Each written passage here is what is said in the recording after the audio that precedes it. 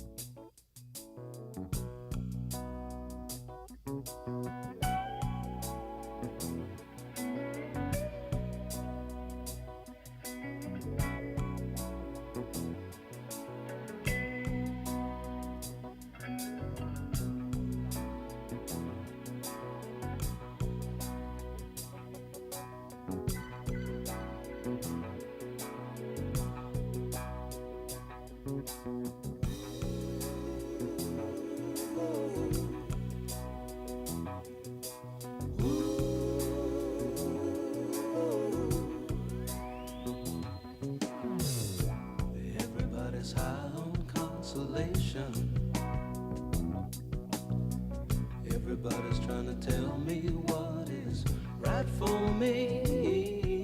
Yeah. My daddy tried to bore me with a sermon, but it's plain to see that they can't comfort me. Sorry, Charlie, for the imposition. I think I got the strength to carry on, yeah. I need a drink and a quick decision. Now it's up to me who I will be. She's gone,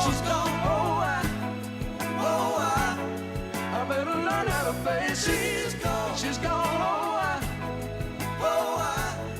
I pay the devil to replace her. She's gone, and she's gone, what went wrong? Get up in the morning, look in the mirror. I'm worn as a toothbrush hanging in the stand, yeah. My face ain't looking any younger. Now I can see love taking her toll on me. She's gone, I better learn how to face it. She's gone, I pay the devil to replace her. She's gone, what went wrong?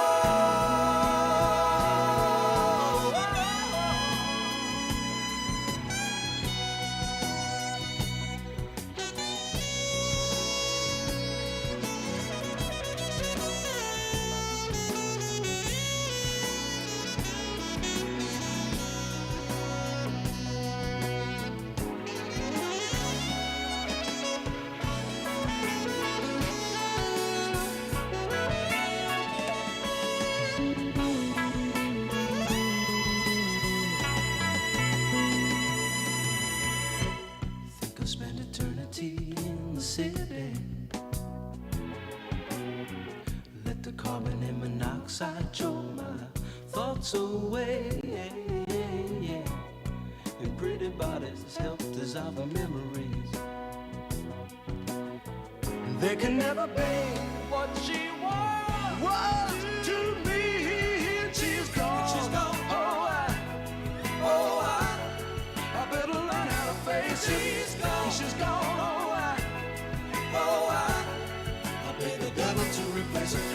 And she's gone, Ladies and gentlemen, welcome to the 2025 Utah Transportation Conference. Please make your way down front and towards the center of your row to make room for all of our friends.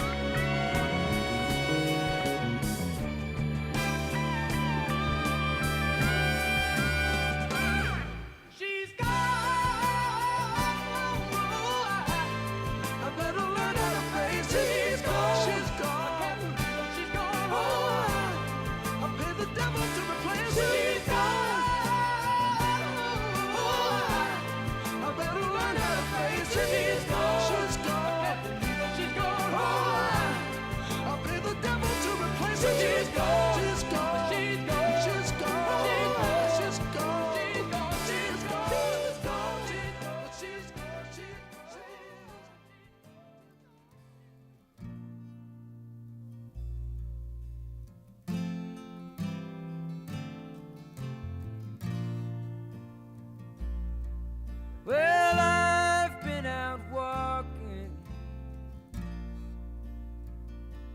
I don't do that much talking these days. These days.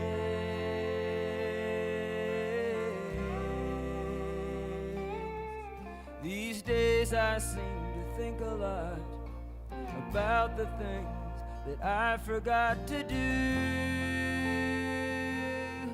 for you, and all the times I had the chance to.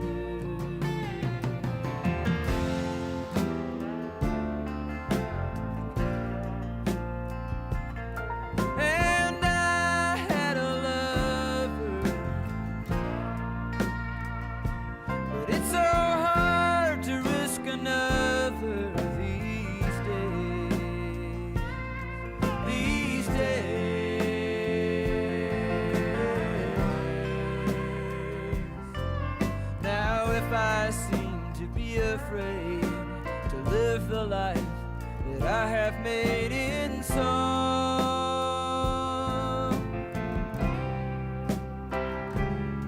Well, it's just that I've been losing for so long.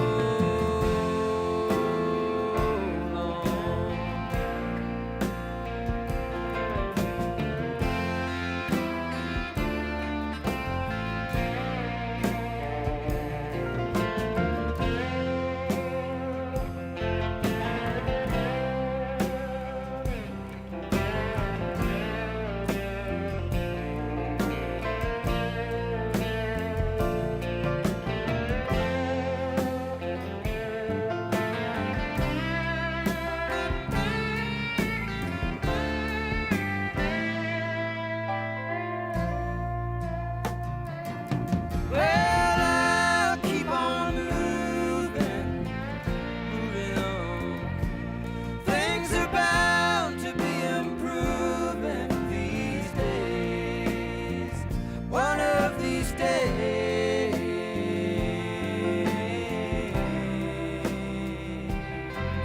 These days I'll sit on cornerstones and count the time in quarter tones to 10. My friend, don't confront me with my failures. I had not forgotten them.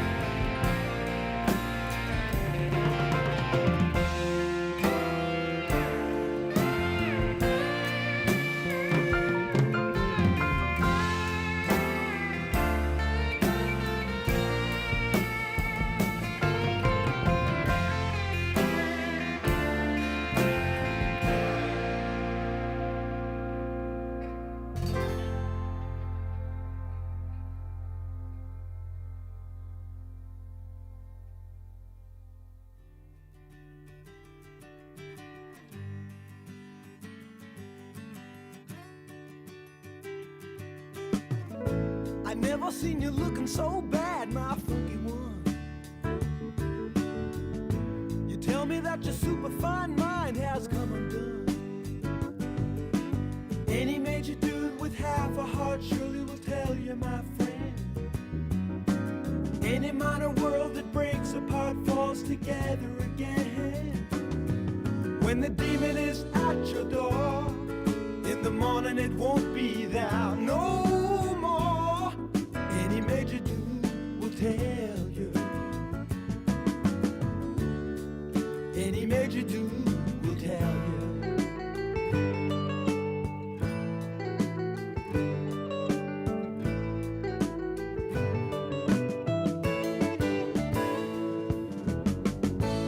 Have you ever seen a squawk's tears? Well, look at mine.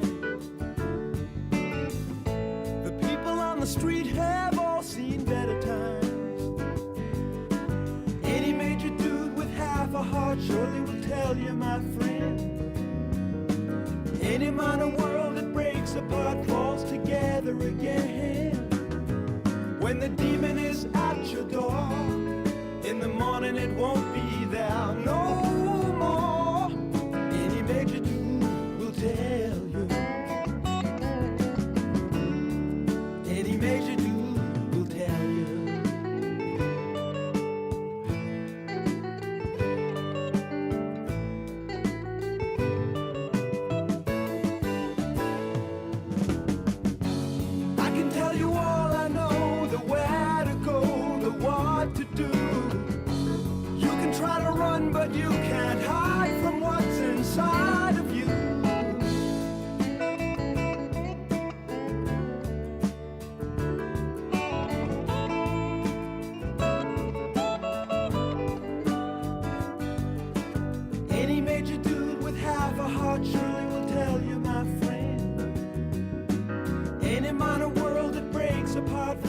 Ladies and gentlemen, our program is about to begin. At your door. In the morning it won't be there no more. Any major dude will tell you. Any major dude will tell you. Any major dude will tell you. Ladies and gentlemen, please welcome back to the stage the Director of Communications for UDOT, Elizabeth McMillan.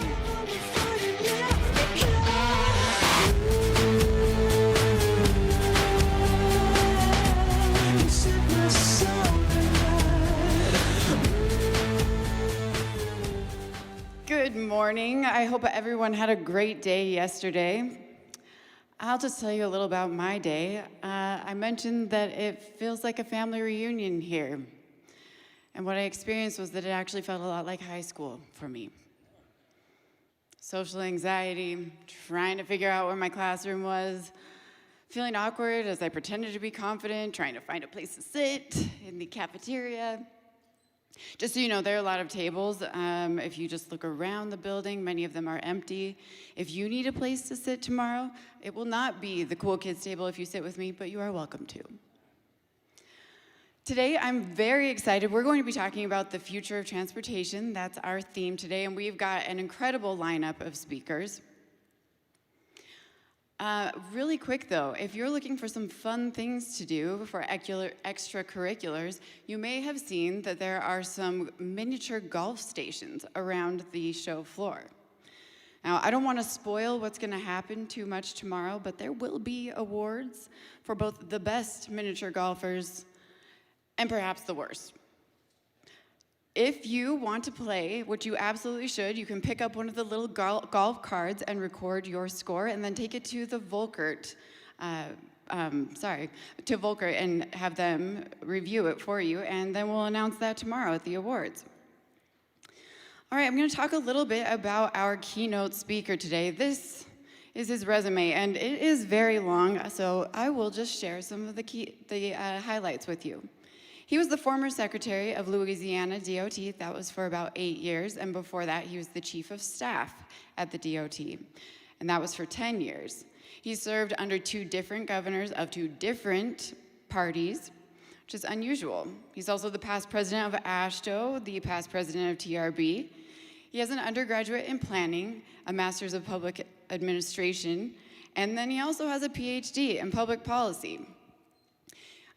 Either as a result of, or maybe that was all because of him being a self-avowed policy junkie, and I will let him share a little bit more about that.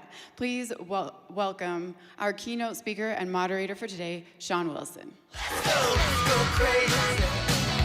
Let's get nuts. Look for the purple banana till they put us in the truck. Let's go. There's some young people in the audience, and you all remember Prince, I'm sure. And my life, that's kind of the theme song. Let's go crazy, right?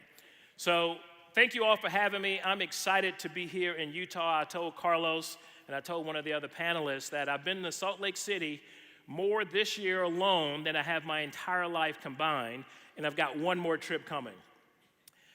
Utah, you are a leader in all things, and it just so happens to be transportation. So you deserve to give yourselves an applause for that. That's a phenomenal thing to be a leader among our states here in the United States of America. And you've got an amazing leader in Carlos. Carlos is an amazing CEO and a role model, and he's someone that others want to emulate. And I listened to his remarks from yesterday, and I know he's a past president of AASHTO. I know he's a past chair of TRB, but you know what? He said he had a Yeti, his pet. You all know Yeti. I have a Yeti too, but mine usually has ice cubes and some adult beverages. Carlos said he had a secret whiteboard. I'm building a room with a secret door leading to the place where I get my Yetis. And then Carlos even said he had a World's Fair. And I had a World's Fair too. It was 20 years later than Carlos's 1964 experience where they talked about the future. In New Orleans, we had a World's Fair in 1984. And guess what? Our future was a gondola, and I heard y'all talked about gondolas yesterday. That's special because that was the first time for many people in New Orleans that they got above sea level, because it went from the West Bank to the East Bank right across the Mississippi River. So Carlos invited me today because he's been a friend and a confidant, but he's also been someone who has taught me so much. And I remember the day so well, March 5th of 2023, where I ended my public service career. Many people knew my plans by this time. It's a plan I had prayed about, something I had thought about with my family for almost 2 years. I strategized about it, but it scared the living you-know-what out of me, of actually putting it in action. Looking back, so much that has happened to me that caused me to be the person you see standing here today was because of what happened in transportation, helping me make the decision. Few people spoke life into me. A lot of people spoke courage into me. It was the ending of a public service chapter. You all will experience that, and you're starting a new chapter at some point in your life. Your secretary, Carlos, was one of those. He said to me, "Go forth, young man, and do great things because your state needed you. We need you to be successful." He was, I thought, proud of what I was doing. He was excited that I was taking a crazy kind of leap of faith. But guess what? The day after that conversation, I announced that I was running for governor of the state of Louisiana. He thought that one of the only positions of industry in our country that's still bipartisan, and I still believe this today, is transportation. We believe in getting things done for the people that we serve, regardless of who they are, where they live. My life went from being a popular, unassuming, and successful bootstrap kind of secretary, because I was not an engineer. I was the youngest secretary we've ever had.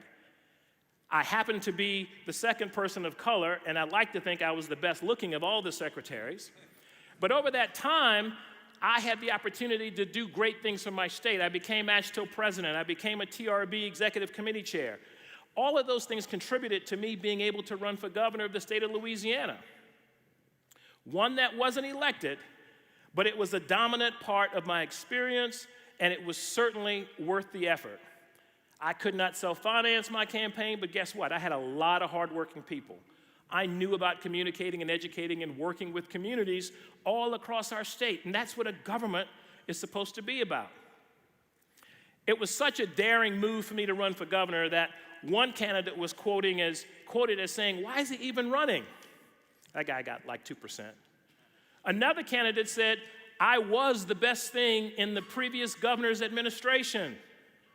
I was the bright, shining spot."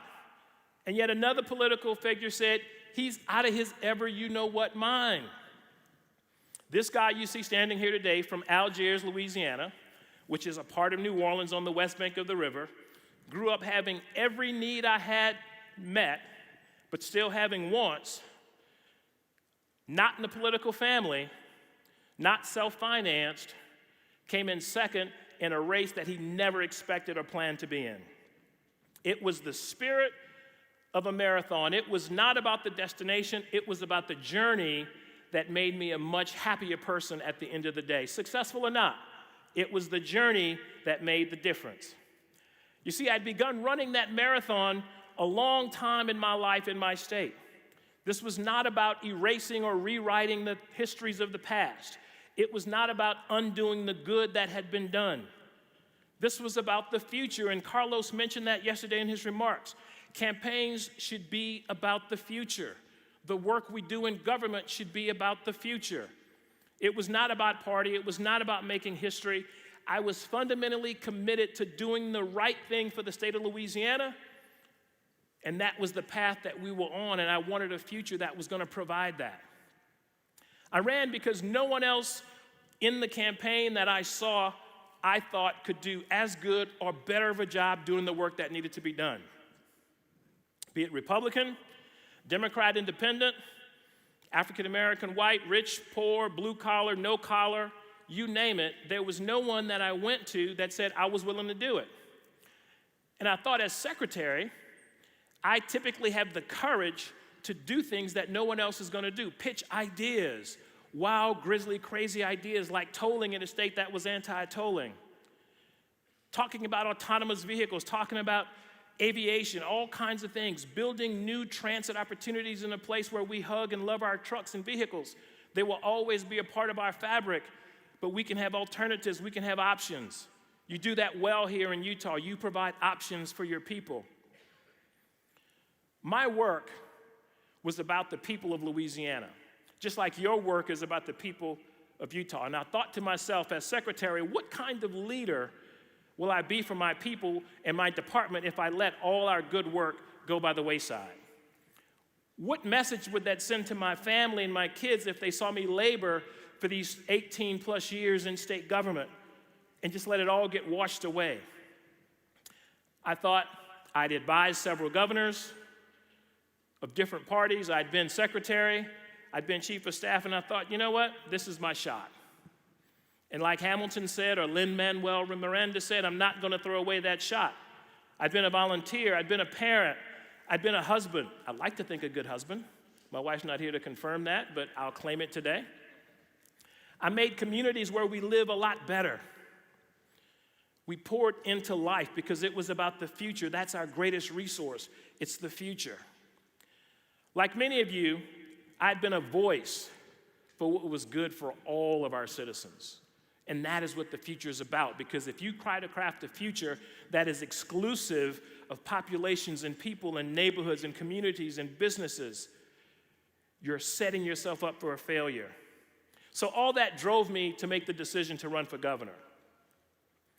The hopes, the creativity, the energy of college students that I got to work with at universities, the power of compassion and giving through service and volunteerism are things that added value to communities. It was the intellectual study and the academic pursuits that gave me the underpinnings to come up with policy solutions that could work. Because guess what, y'all? We had done it at the Department of Transportation. It was an unbelievable experience of making a difference through ideas and concepts. And perhaps later at the coffee stand, I could talk about the bad things on the campaign trail, like having to raise money, like having to fight lies and untruths, having to deal with those things that are bad for the future development of your community. The capstone and collective of that experience, that journey that led to that decision, as I said, was the Department of Transportation. After nearly 2 decades in transportation, because I'd worked in planning, I'd worked in community groups, and I'd been at the department for almost two decades, this was the chance to get it done. See, it was the place where we could change those lives, as I said. We got to listen to people and try to give them what they wanted in a way that they would appreciate it, in a way that we can afford it. A system that will keep them safe, a system that will create prosperity for them and their families. It was that very system that got them to work, got them to health care, got them to a park, got them to a funeral or a son's graduation. It created value for them personally and collectively going forward. Not about what was the past, it was about going forward. I took the most amazing journey because that journey had given so much to me, like I trust that journey will give so much to you. The focus of the leadership of this agency that you have in this state to think about tomorrow. I saw that need to double down on that leadership that had been good and achieved for 8 years. I didn't want to just be a flash in the pan or give up and give into the progress without a fight that no one else was willing to take. My message to you today is don't ever be afraid to take that step and to lead. The sweetest victory, my friends, is in the journey. It's not going to be that destination, no matter how fearful you may be of making that decision. The victory is knowing that you got in the fight for the right reasons, and you did it in the right way, and you fought fairly, and you could go home at night, say your prayers, and lay your head on the bed and sleep well. That you got in the game to make a difference. Just like your transportation agency, just like elections should be, they should be about the future. They shouldn't be about reliving the past in those moments. Learn from them, absolutely. But let's not repeat those mistakes. When you know better, My grandmother used to say, son, when you know better, you do better. The world will always see you for what you are worth, but most importantly, you will see you for what you're worth when you do it that way. Because I took that chance, not a week goes by that I am not proud and I'm not reminded of what Wilson for Louisiana did. For my state, for my policy friends, for those folks on the other side of the aisle. I took a chance and I made my life better. And along the way, I made the life of others better. And because of that, I'm here with you today, back in the business of transportation, working with WSP across the country, trying to make lives better. And like on that election night, I am so proud of what I've been able to do and so grateful for the opportunity to spend a few minutes with you today. Carlos asked me to share a little bit about that journey because in a sense, he was with me on that journey. He believed in what that journey was about. And he asked me to come today to talk a little bit about making a decision to act toward that future, and it's the future of transportation. And so since the next panel that I need to moderate is about the future of transportation and technology and its application, specifically AI and how it's making a difference for all of us, I thought I would have a little fun with AI. So I've got a few slides I'd like to show you. I'll caution you, only do this if you're super confident. Only do this if you're not afraid of who's going to be looking back at you in the mirror. Only do this if you're ready to experience what AI says for you, because no one is going to give you as much information back about you as AI will. So let's put up that first slide right quick. I asked AI, I said, AI, tell me about Shawn Wilson and his run for governor of the state of Louisiana. This is what I got back. Certainly. First, I'll tell you, AI is extremely polite. Shawn Wilson, a former secretary of Louisiana Department of Transportation, great, because that was the bedrock of my campaign, right? That was where I got to be known and viewed and seen and heard and appreciated. He ran for governor of Louisiana in 2023. He got that right, too. A campaign, here we go, centered on unity, progress, and pragmatic governors. I'm feeling pretty good about this. I went further. I said, AI, why did he run for governor? Well, Shawn ran for 5 primary reasons.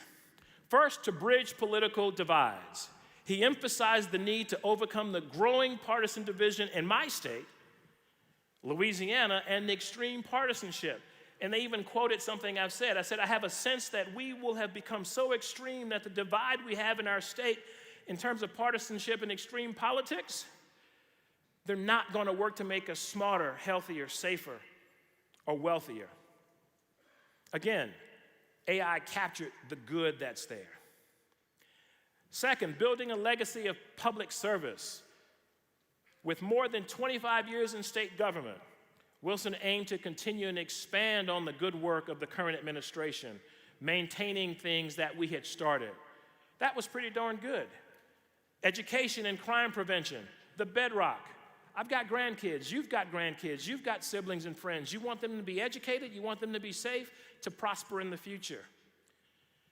Looking at the root causes of those issues, not just treating the symptom, but understanding how to fix it sustainably so when it breaks, it doesn't have to be fixed again. Here's a good one, infrastructure and bipartisan leadership. As secretary of the department, we had significant improvements. I didn't take credit for the work we did. Just like Carlos says, you all do the work. Our private sector does the work. Our locally elected officials will do the work. And we're going to hear from them a little bit later today. And last but not least, I was the only major Democratic candidate. And guess what? It felt good to get 25%. That was more votes than anybody else in the race, except the guy that won. And I want him to be successful because it's about the future. We will always disagree about how those things happen. And at the end of the day, you can stand proudly with a smile when you focus on what matters and you focus on tomorrow, because it's about the future. And so with that, let me invite our panelists to join me on stage for a discussion about the future of transportation.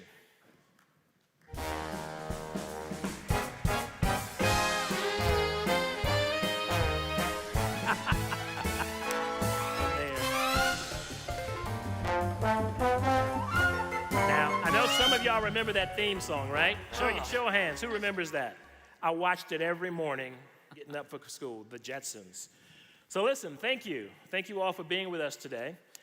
By way of a rapid-fire introduction, I'd love to hear a little bit about, and just tell the audience, who you are, who you work for, what you do, but more importantly, what's the last book that you've read? Tell us something about yourselves. And we'll start with you, Mayor. Good morning. I'm Salt Lake City's Mayor, Erin Mendenhall. I love transportation, but I just read another Pima Chodron book, if you don't know who that is. It's a great way if you have to work in local politics to calm down and find your center again. So that's my most recent book, is a Pima Chodron. Awesome. Places that scare you. All right. I read The Places We'll Go. I mean, that's Dr. It's worth a reread. All right. I'm Jim Anderson. I'm the CEO of Beacon Software. We're an AI software company, and we work with state DOTs and other transportation agencies to try to build a better future. Last book I read was Recoding America by Jennifer Palka, and it's about why government has such a hard time with technology. A fascinating read. Gets pretty dense in the middle, so feel free to skip over some parts of it. But really, if you want an accurate diagnosis of what's going on and why government struggles so much with technology, it's the best book I've seen. Are there a lot of pictures? There were no pictures. It needed pictures. All right. Tyler. Tyler Duvall, I'm the CEO of a company called Cavnue. We build smart roads, basically AI roads for safety, operational efficiency, and ultimately to pave the way for autonomous and connected vehicles. Last book I read, I think, was Undaunted Courage, which was the story of Lewis and Clark in 1803, canvassing this amazing country and walking to the edge of the Columbia River, saying, "I guess that's it. There's no more here." It's an incredible story, though, and really inspiring, frankly, for risk-taking and all the things that I think I've done in my career as well. They stole the title of the book I'm going to write, Undaunted Courage. All right. Good morning. My name is Mike McArthur. I'm part of the Ralph L. Wadsworth construction team. My role is mainly just to support our teams in pursuing and constructing projects across the western United States. I'm trying to think. The last book I read was Chip Wars, and really that book is kind of a story about how different companies and nations are trying to compete for the future of AI. That's a must-read, by the way, that book. All right. Kris? Kris Peterson with Horrocks. I'm formerly a UDOT employee for life, so I'm a transportationer for life, if you want to call it that. The last book I read is called Make Your Bed by Admiral McRaven, and it's a great 10 great messages on things that we can do to make ourselves better, lessons he learned as being part of the Navy SEAL program.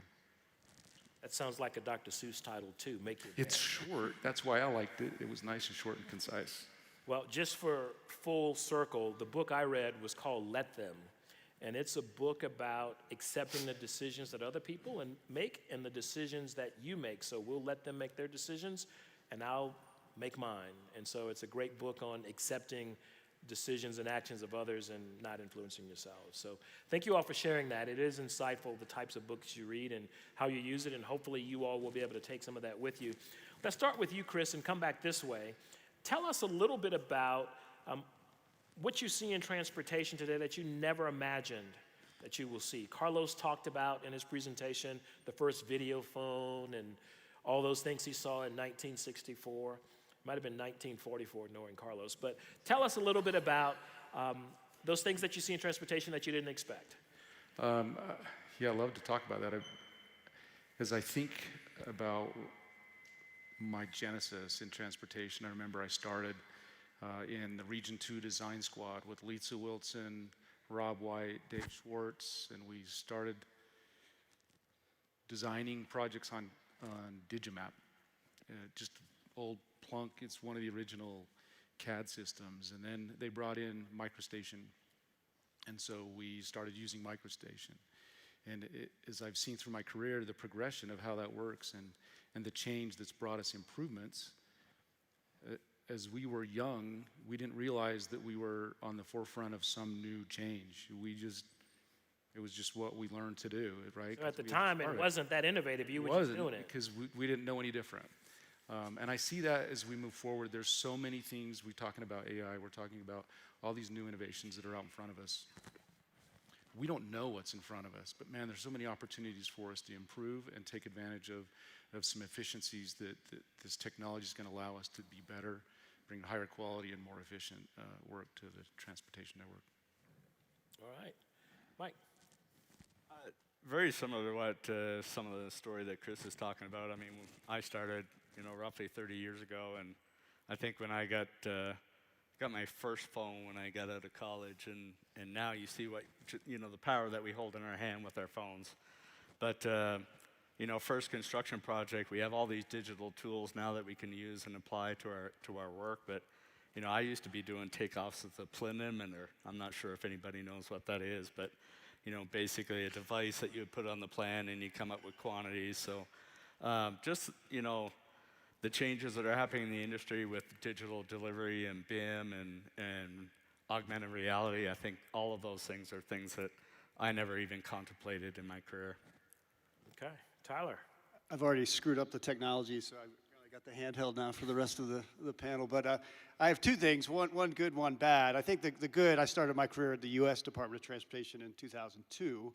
So, 23, 24 years ago. I think it's the adoption of maps. I mean, Google Maps, Apple Maps, the utilization of that technology. I have two daughters who are 22 and 20, have no idea where they're going, or they don't know any directions of any kind. So it's made us obviously a lot dumber, but it's also led to a lot of more efficient route planning and things. I remember as a kid in college we did a road trip from central Maine to Toronto, and we got the AAA triptych book, which had every route on it. I'm like, these kids have no idea how to travel. So that's on the flip side, I would say disappointment with how dysfunctional the U.S. is at delivering innovation in transportation. I know that sounds negative, but I think we have not figured out how to scale technology and operational efficiencies into the world's largest transportation system. I would have said in 2002, we would have figured that out.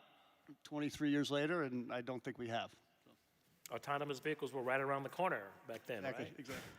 All right, but they're there, just not scale. And so I appreciate you talking about how you bring that to scale. Jim? Yeah, my very first experience with a spreadsheet was in my senior year at Georgia Tech. My transportation engineering professor said, this has nothing to do with transportation, but you need to see this. It's called Lotus 123. And we sat down, $A1. I mean, like literally learning how to use a spreadsheet for the first time. And I think about that and how ahead of the curve he was. And we all use Excel, every day now. To me, it feels like AI itself. When I first started using ChatGPT and the large language models, I was like, holy cow, this is big. This is transformative. And I think we are on the cusp of something maybe as big or bigger than when the spreadsheet came along and changed the way we did work. Okay, I'm gonna come back to you in a second about that. Mayor. It's always great to go last. I'll express my disappointment first since you started with the Jetsons theme. I'm a product of 1980, and I have always wanted the hoverboard from Back to the Future. That's a major disappointment. I think we should have been there already. But the merger of technology and transit, shared rides. Salt Lake City partners with UTA to do kind of a first mile, last mile with Via Transit.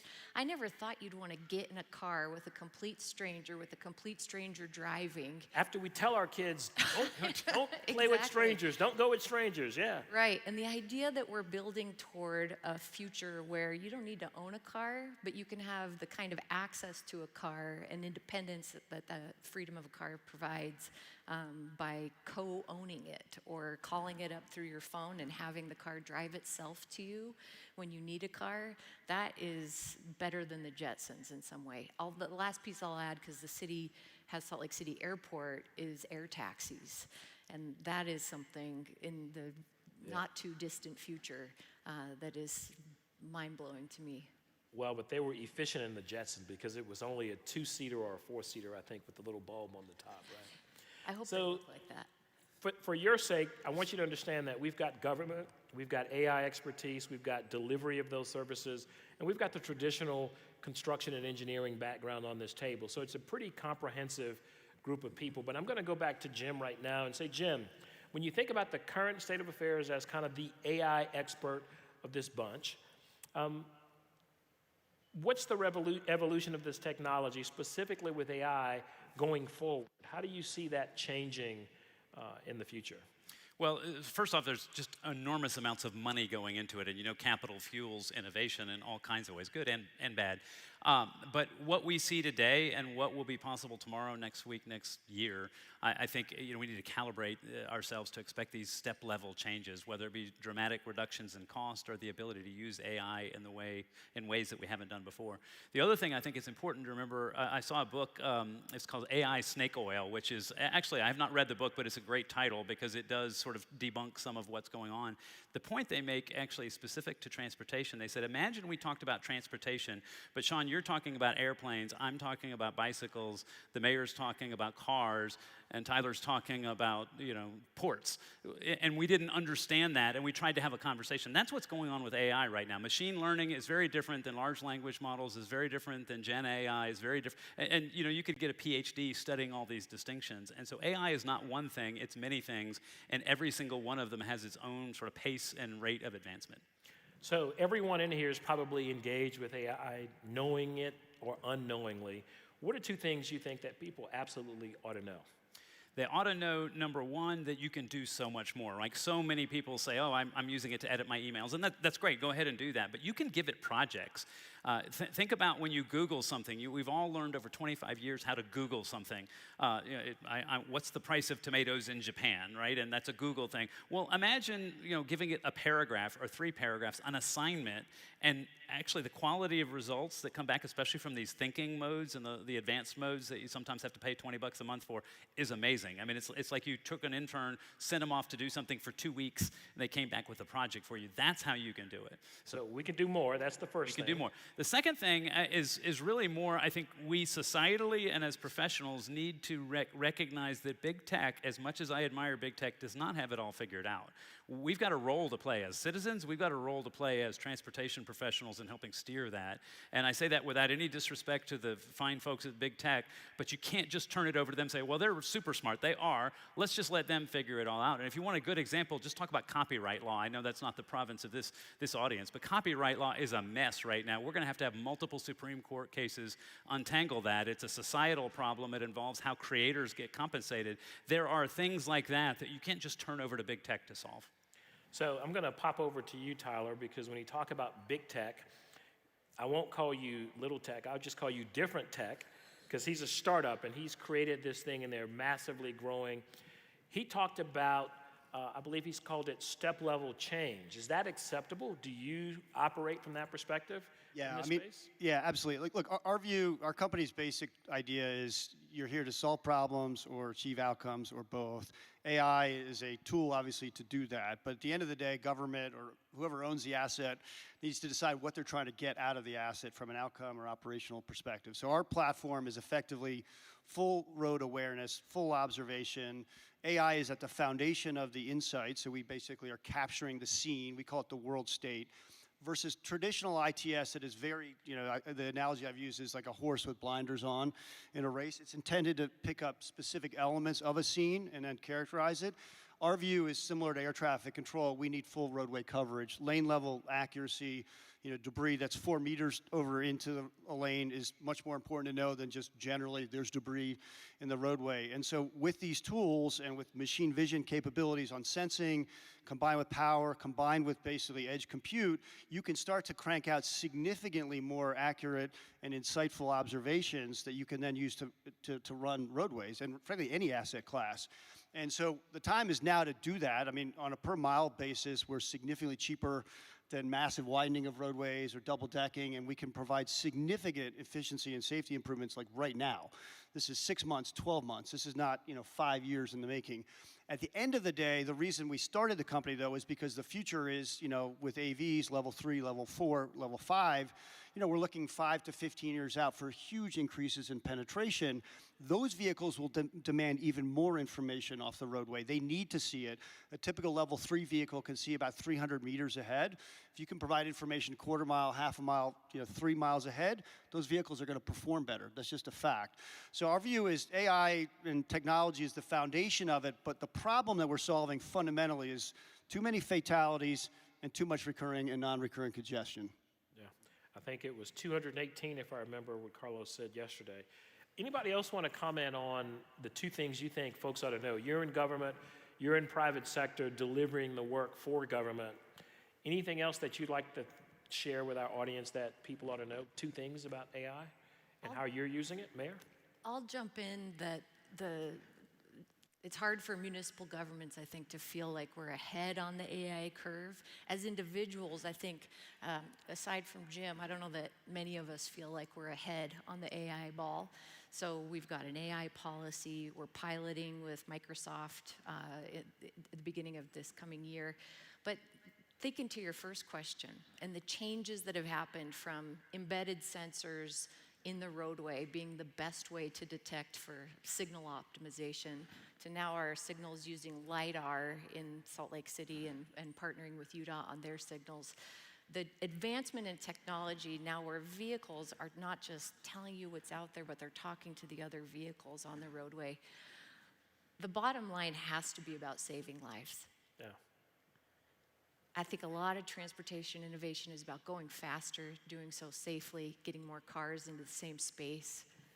But when we think about the lives that are lost, 27 in the year 2023 in Salt Lake City, we lost 27 people due to traffic-related fatalities and pedestrians. A pregnant mother lost both the baby and the mother. These kind of things, you do, it becomes a new motivation.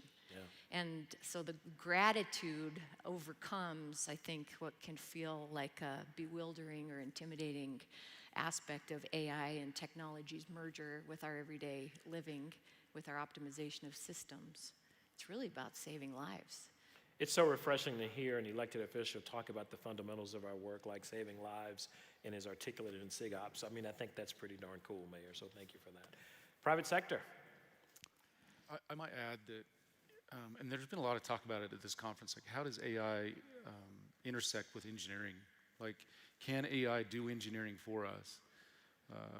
How does that interplay with our everyday? And, you know, there's 700 engineers in the room, if not more, maybe 1,000 engineers in the room. And how does that interplay? And engineering is often very nuanced. And can AI predict or anticipate what we may need to do? And AI isn't going to replace engineering, but it can supplement or augment or give us opportunities to optimize our multiple opportunity development or different types of things. Current AI is built on language models, and they're working on how to make it mathematical. But if you've ever tried to have it analyze mathematical, it struggles with that. And so we need to support and help develop. And I think that's the point you brought up. We need to add more emphasis on how can we make it work for us so that it can optimize our efficiency. And so I asked our lead technology officer, and he gave me this code. He said, AI is going to make smart engineers smarter and dumb engineers dumber. Is there such a thing as a dumb engineer? Because you can't, well, I'm in front of this group. How am I supposed to answer that question? I take that That's back. so unfair. I take that back. I take that back. Don't answer that question. And so, because AI tries to predict, tries to anticipate, but you have a responsibility and a duty to go back, verify, confirm, check, and make sure that it really is reflecting what you feel is the right response. I like what you said, supplement and augment. So let's go to the construction side, because I think there's some opportunity there. Mike? Yeah, but I'd just like to add to what Tyler and Mayor Mendenhall said. I think any of the AI technologies that are, making the roads smarter and the vehicles smarter, I think that's probably the greatest benefit to all of us, right, in our communities. On the construction side, we're kind of stepping into it slowly. We're looking at some of the parts of our business that basically consume the most data, the accounting, the financial aspects, and we're kind of using the AI tools that are already out there to try to manage that data. We also, we do have a pilot program where we're trying to tailor some AI agents that will kind of be used across all of our departments. And how they'll be used is kind of up for debate, but we had one test test case where we just asked the AI agent, like, what are the top 10 areas that our project is having difficulty with? And in a matter of minutes, it spit out those 10 things that the team was struggling with. So instead of like hours or days, going through reports trying to see where we're having trouble. So that just makes us more efficient. It gets us out there to support the team and try to solve the problems faster. So Jim, as an AI company, how are you using AI in your business to do AI? We use it in every functional area. So obviously we're a software company, so coders use it to help them code better, faster, autocomplete code, things like that. And that's a really good metaphor, autocomplete. We're all used to that. The quick brown fox jumped over the lazy dogs. Well, imagine if it could just not finish the sentence, but the paragraph, the chapter, the book. Same thing in coding, right? Oh, you're clearly writing a subroutine on such and such, so here's the rest of it. Now, may not be the right subroutine. I mean, that's where the human judgment comes in. So coding is the most obvious, but every other area of the business, marketing, business plan, we go out and raise capital. I'm like, okay, pretend like I'm pitching a venture capitalist. Help me understand what questions they might ask given this data. And it comes back and you sort of challenge it. And it's not quite having a conversation with it. I think that personifies it too much. But you go back and forth with it and solve whatever your business problems are. Like Mike said, the business and finance problems, the fundraising, the marketing, the sales, the engineering, just pretty much every area of the business has some potential to be improved. Now, Mayor, we met today for the first time, and I get a sense that you are a visionary leader. Where do you see this taking Salt Lake City going forward? I mean, when you think about the future of what you want to provide for your citizens, what will AI help you do? There's the simple side of things that at municipal level government, a lot of you are probably municipal employees. A shout out to all the Salt Lake City team that's here. People want to be able to connect with a person at their city government or their town. They want to be able to have their question answered with one phone call. Of course, we're looking at the way that AI can help our citizens get answers better, not get passed around to 4 or 5 different departments before they get that. But I think what's bigger is about the connectivity of community, the ability to go to work on a park bench like the pandemic helped us to spread that internet connectivity. But the opportunity to feel closer and feel more free to live your work, your play, taking your kids out, that AI, I think, has an ability that maybe Jim has a glimpse of, but we're just beginning to imagine, that eliminates the walls, literally and figuratively, of the way that we've seen our lives quartered off before. So, for example, instead of having to load up my phone because I'm going to go for a run with Strava and I don't have it on my watch and I'm going to go on a trail up there, I think that there's opportunities for AI to pervade into every aspect of our urban experience, our rural experience, our work, our recreation, our opportunity to know each other. Cities are about connectivity. And while AI is helping us solve problems, I think it's also going to help us be more creative about the way we build our cities and we build our engagement with each other on a daily basis. And it's connecting between people. It's not just connecting to things. So absolutely. Let me go over to our deliverers, engineering in the contractor space. One of the threads I hear from this is that AI is not perfect, that the technology is still evolving. We don't know what we don't know just yet. How are you ensuring that you're delivering quality work for your clients? How are you making sure that what you're going to deliver them and get paid will get you a good rating next time and deliver them exactly what they want? So talk to me a little bit about your quality control using this tool. When I think about quality and, the tens of years I spent out in the field, I think most of the quality issues arise from just people not having the information or understanding the plan, not being communicated properly. Like, nobody goes out there and tries to do a poor job. Yesterday there was a great presentation about digital delivery, 3D modeling, augmented reality, and LiDAR scanning. And I think that's where I see, we're already doing that on a lot of our projects. But that's what I see as having some of the greatest benefits to quality on projects, because now you have, engineers and craftsmen and the entire team that now they have a visualization of what they're trying to build. you also have this visualization of whether it was built correctly, right? So it's a great tool for the people that are looking at the work when it's completed, but also the people that are trying to understand what needs to be built. So I think, we have those technologies, and the future is just using it more and more. We probably see it on probably 20–30% of our projects, but we'd like to see it a lot more on all of our projects. Okay, Kris? I'd love to add to Mike's discussion about the ability for digital delivery and 3D modeling to help us improve that quality effort. As we build those models, we can then have AI help us identify clash detection, identify conflicts or inefficient design. Like, it can't design for us, but it can go check and it can help us verify. It can't do it all, and it can't replace us because there's a human element that you need to involve in everything that you do.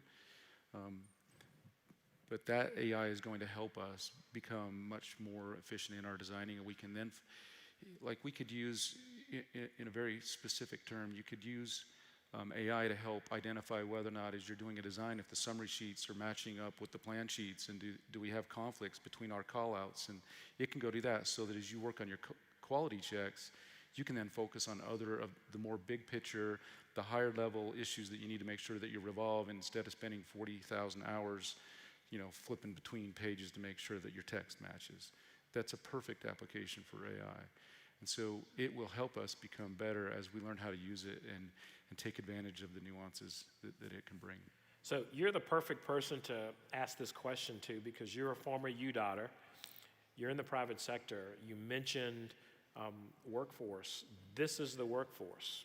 What's the message about developing, preparing a workforce to be able to function effectively using this tool?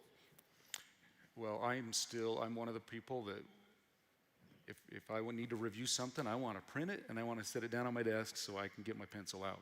That's my generation. What we have to do is take advantage of and leverage those folks coming out of school that have only known the phone and only seen that screen, who know how to use the technology. They're not afraid of it or uncomfortable with it, or don't remember differently, so that they don't bring in a bias from the outside of why this doesn't work. I hate scrolling and playing with my phone and trying to resize it so I can see it, right? But that is not a problem for someone who's grown up with that phone in their hand and how they use it, and with apps that have been developed specifically for the screen. So I think there's a huge opportunity, and for our workforce, we need to lean into that instead of going, well, I know better because I've been around for 30 years now. So that's a great idea you have, but that's not how we do it. We have to give ourselves permission to step away from that type of an attitude. Okay, Mayor? Can I bring something up about, I love what you're talking about, and I think the vision of what AI can do, for example, with curb management. When we do an analysis of downtown parking availability, it tells us we have plenty of parking. But anybody who goes downtown would say, no, there's not. I can't find a parking space. I imagine a future not that far off where we have a very intelligent curb management system that can not only tell you from the Google Maps, oh, I can see that you're coming from Park City. I know that your license plate is this, that your vehicle make and color and model is this. We've got a parking meter and a spot is about to open up 4 minutes before you arrive. My meter is going to recognize your vehicle.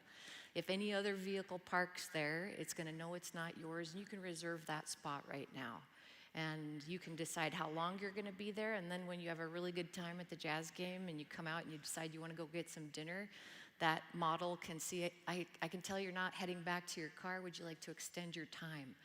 This kind of technology sounds amazing for me, but on the other hand, I think we have a lot of people who are like, I just want to roll up and put a quarter in the slot. I don't know how to use this thing, and I can't even see it. And now I really feel like I can't come to downtown. So overcoming, embracing, and being able to take advantage of the efficiencies is also going to be, it's going to be interesting to see how, as a society, different generations, we grapple with having to do that.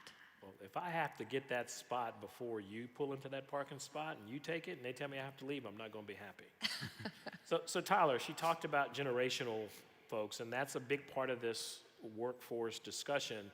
I would assume your company as a startup are recruiting people that are that generation that grew up with that, and it's probably a lot easier than perhaps a traditional brick and mortar structure like a DOT. Any thoughts from the private sector on recruiting? Yeah, I mean, it's been amazing building a company from scratch and attracting talent. And, you know, transportation has always kind of got a little bit of a legacy reputation problem among, you know, some of the next generation. You know, it's just building and asphalt and planning. And it's really, what's really crazy is how much we've tapped into this talent pool from the software industries, from the large autonomous vehicle companies that are building, you know, incredible innovations. And the reason is, again, back to the problem statement, which, by the way, the problem statement for the conference was great about transforming. Like, we are embarking on an operational transformation in transportation. That is very exciting. Like, it's not just about, you know, plan, build, and maintain. We have the massive network of assets out there. They're not being operated efficiently, and everyone knows that, by the way. Yeah. We have a consensus. They're not safe, they're inefficient, they're environmentally problematic. Every dimension, we continue to underperform. And so this new generation wants to solve, like, big, messy problems. Now, what's great is the technology cost curve has come down so much around sensing, edge compute, obviously software capabilities, that we can now do stuff with the scene. Like, so we can now track, to the mayor's point about kind of the scene, like, we can effectively observe everything happening, provide incredibly instantaneous insights on what to do about that, and then the actors, which are humans in the loop, can go take different recommendations. So we can characterize a scene right now on the road. We've tracked the actors through the scene. We understand exactly what happened, where it happened, and frankly, why it happened in many cases, and provide instantaneous recommendations to emergency response, to the DOT Traffic Management Center. And that is an exciting new thing for young people to be like, okay, you know, I've been living this terrible thing, a lot of them from major cities where congestion's terrible, and they're like, I hate roads. I'm like, no, I can actually do something about roadways. And that's what's really, it's honestly a mindset shift in the human capital of transportation it's really exciting. All right, we'll do a quick firing round. The most promising opportunity. The most promising opportunity going forward. I'll take it. PDF documents, right? World's Fair. We were supposed to have flying cars by now, but instead we have PDF documents, mountains of them, and we control F our way through PDF documents. Tell me I'm wrong. Right, that's what we do in standard of practice in 2025. I love what Tyler's saying. He's got the sensors and all the cool stuff. We're focusing on the boring back end, right? Like, we got mountains of documents. Nobody has time to read them, understand it. Like, Kris, you hit a little bit on that. It's like I could spend 10,000 hours trying to synthesize all of this information. That is what AI is really quite good at, is that synthesis of large amounts of information that you will never have time or motivation to read, and boiling it down to something you can actually do something with. And we all know that if you want to save lives on the roads, you have to work your way back upstream. And if it takes you 20 minutes instead of 15 minutes to respond to an incident, that's 5 more minutes of basically a magnet sitting out there waiting for additional trouble. And if you're calling the wrong phone number, you don't have the right procedure, you don't know where the policy manual is, you don't know when it was last updated, that's all really boring stuff, but it matters a lot to that safety goal that the mayor was talking about. Okay. Anybody else? Most promising opportunity going forward? I mean, I think it's the intersection of vehicles and technology on the infrastructure. I mean, I think in vehicles not just confined to cars, but obviously transit systems, just the ability for those vehicles to interact with infrastructure, to make it more intelligent. Lots of articles, by the way, about Tesla effectively creating a mobile data center fleet. Elon was talking about that in his earnings report. Basically, they're going to have this fleet of vehicles that effectively can act as a data center when they're not running. But like that idea of the intersection of stuff happening on the road and the assets themselves is a new thing for transportation. We've been talking about it, Shawn, as you know, as you have for many years, but the technology cost curves have come down so much now that it's really inevitable. The challenge for UDOT and the other DOTs is that integration is really complicated, feels really scary. So my big advice is just try. Deploy. Don't do science projects, don't do planning, try and deploy, because the technology is there now, and the best way, what's the expression in football, the best thing, to encourage more winning is to win, so just get out there is my recommendation. All right, Rapid fire, so I'll- make it quick. We got one more question after this. I look at the kind of technology improvements that have happened around water, and I think that we're beginning to see that now finally in transportation. So for example, Salt Lake City's added over 20,000 residents in the last 20 or so years. We're growing, we're adding 10,000 in the next couple of years. We have reduced our water consumption because of those technologies by about 30% in that same amount of time. More people, a lot less water. I think that the technologies that we're seeing in transportation right now are going to mean fewer deaths. We're going to see more vehicles or more transportation options utilizing our roadways and fewer people dying while doing so. The second, definitely a subheader, is about affordability. And I think in Utah in the last 10 years, there have been some studies that showed average Utah households spending about 20% of their household income on transportation-related costs, from insurance to vehicle payments and gasoline.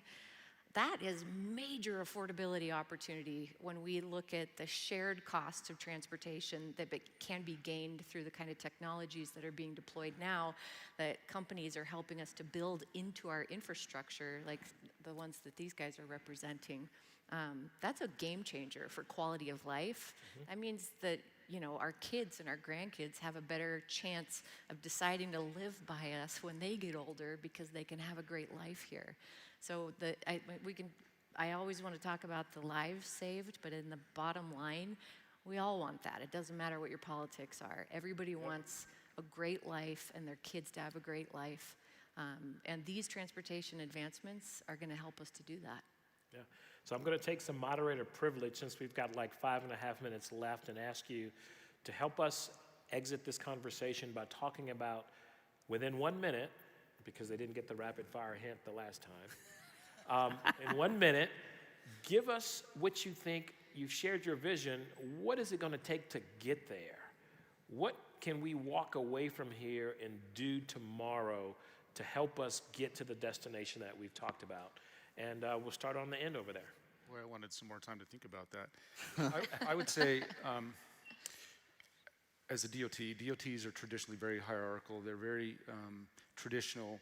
They have processes. They have the way that we've always done it, the way that we have to do it. And there's reasons for that. But we need to give ourselves permission to say it's okay to do it this way, or to try this and verify, right?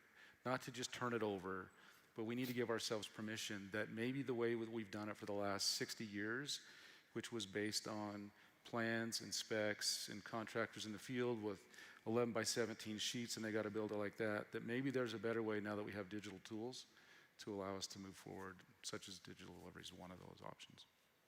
Okay, Mike?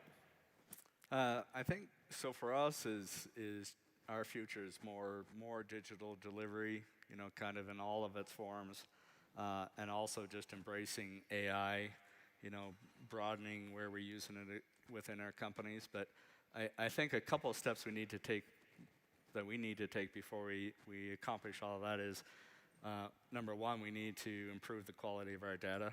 I think one of the things that, you know, we see as we're starting to work in the AI is, you know, our data really wasn't as great as we thought it would be, the old garbage in, garbage out. And, you know, also just improve the quality of our data workflows. So we have so many tools out there that we're trying to use in design and construction, and they don't always necessarily talk to each other very well. Tyler? Yeah, I'll unfortunately have to refer to some of my McKinsey days here with this response, but you know, I think we need obviously to define what the aspirational vision is first and foremost, and I think in my world it's operational transformation. Define what the elements of that transformation actually mean practically, so that people can, you know, can connect a vision of like what do we think is possible with what are the set of actions that we can take to achieve those, and then frankly create a culture shift inside the organization to encourage risk-taking, boldness in deployments and experiments in the field. We are, like I said, way past the time to debate whether technology can transform. It's really just how do we get it in the right way to transform. And I think, you know, Carlos, I'll just give him a shout out. I mean, he's among the top, maybe the top ever in the US at the state level in charting that vision. I think now it's just harnessing the tools that are already out there. I want to echo what you said. There's lots of things individually you can do, but I think when we were talking about workforce, there was a conversation about, okay, we need to have governance and we need to have policies, and those are true. We do need to have those. But what about enablement, right? How do we get people, and I would encourage everybody here, if you're in a position of leadership, like take your governance policies and that and say, how can we allow people to do more, and not how can we restrict them and make them do less? And obviously there's a balancing act and you have to exercise judgment. If you're not in one of those leadership positions, can you ask respectfully, of course, the question, like, how can we do more? Can we take our policy and make it an enablement policy? Because I think that enablement is one of the things that's oftentimes missed. We've got to control this rather than we need to experiment. Okay. I'd say that yes, all of this, the money is needed, and not necessarily new money, but we are in a revolution of the way work happens, the way life happens, because of the technology innovation that's happening and the way that it's sinking into every facet of our work. This is a moment in the history of human evolution that is unique. It takes risk, it takes boldness to get through it. But we got to be able to tell the story about how we're going to spend the money differently and the efficiencies that it's going to bring by doing so. It doesn't mean it's going to be cheaper up front. It might be more money up front to make these investments in the infrastructure and the operating systems. And you got to have the boldness and courage to say the vision that's going to get us there. But I think actually, to tie it up, AI can help us to tell the story of why those efficiencies are worth it, exactly what we can anticipate as the payoffs. And by using the very technology that we want to build in, I think we can find the money to do it better. Awesome. So I've learned a lot today, and a couple of the takeaways I think that are important for you as the audience to appreciate is you've been given the permission to change. You can give yourself that permission, so thank you for sharing that. No different than I gave myself permission to step out to lead my state. Thinking about digital delivery and enabling people to do that. It is going to be transformative, and that takes time. Improving the quality of the data. Garbage in is absolutely garbage out, and every one of us have the ability to impact and improve the data that we're putting into our system that AI and other technologies are going to consume. And then knowing your destination, knowing what's possible, looking at the end game, figuring out where you want your kids to be with that big map that's in that cell phone and not the big open book that Tyler and I grew up with. Encouraging risk-taking. I mean, that's a huge lesson. Enabling people to do more is huge because this is about organizations. Organizations are about people, and people ought to be about our future. And the mayor was so eloquent in saying, make the investments in what this is, whether it's time, it's money, it's your innovative thought, and tell the story of the success. Because if we don't talk about it, somebody else will. And I'd rather, like I used to tell my staff in the campaign, either you're going to frame the issue or you're going to be framed. And I think a future is about having a framework that you set for yourselves and that you set for your state. So please join me in thanking this amazing panel and give them a big round of applause. Good job.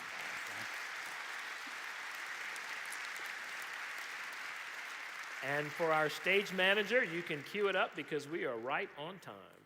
Thank you all.